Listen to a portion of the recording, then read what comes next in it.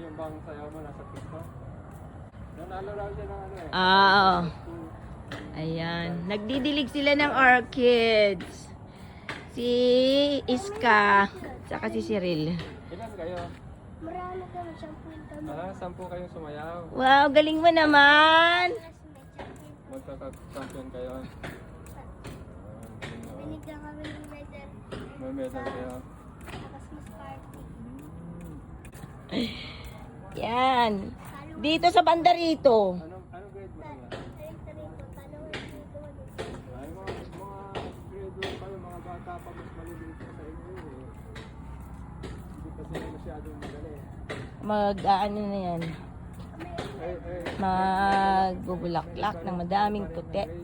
Grade 4. May grade 4. Natalo rin nyo yung grade 4? Kakalaban namin. Ang galing pala ni Iskang sumayaw. Ano na? Ang kinalaban namin grade 1 lang. Grade 1 na ang kanilangan.